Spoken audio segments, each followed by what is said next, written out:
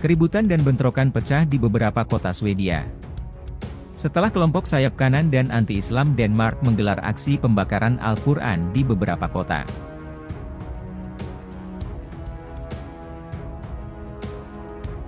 Aparat berwenang mengatakan 3 orang terluka setelah terkena peluru polisi selama bentrokan. Perhatian kini tertuju kepada Rasmus Paludan, seorang pria Denmark-Swedia yang menggalang kelompok itu. Pada 2017, pria 40 tahun itu mendirikan gerakan sayap kanan Denmark. Stram Kurs atau garis keras, yang menyuarakan agenda anti-imigran dan anti-Islam. Kelompok tersebut menyiarkan secara langsung video streaming Paludan membakar Al-Quran di berbagai kota di Swedia dan berencana terus menggelar aksi serupa. Dia dikenal sering melakukan aksi seperti itu.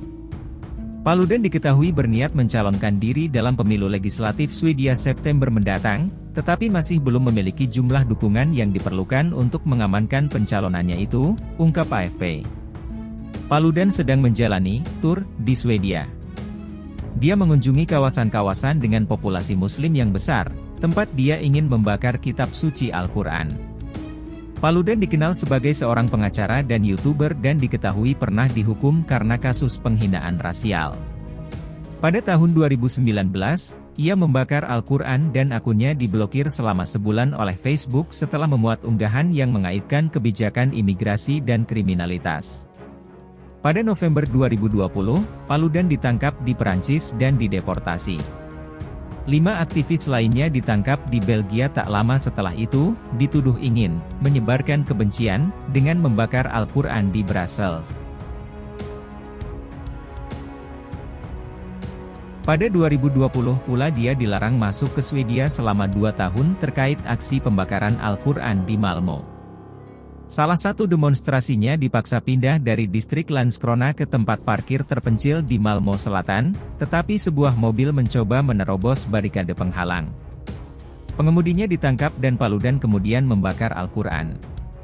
Aksi itu juga dilakukan Paludan hari Kamis sebelumnya di sebuah alun-alun di kota Linköping, mengabaikan protes dari sejumlah orang yang lewat. Rangkaian demonstrasi yang dilakukan Paludan dan kelompoknya itu di penjuru Swedia mendapat izin pihak berwenang, ungkap Reuters.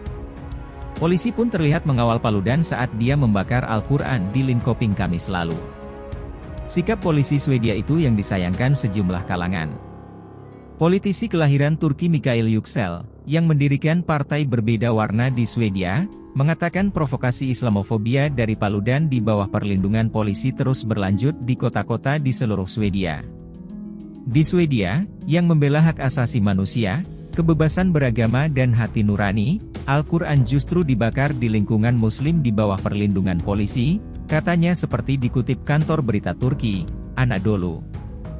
Dia pun menyayangkan bahwa polisi hanya menyerukan umat Islam untuk menggunakan akal sehat saat kitab suci mereka dibakar tepat di depan mata mereka. Seperti yang terjadi pada Kamis lalu saat 200 demonstran memprotes aksi Paludan di Linköping. Kelompok itu mendesak polisi untuk tidak membiarkan Paludan melakukan tindakannya.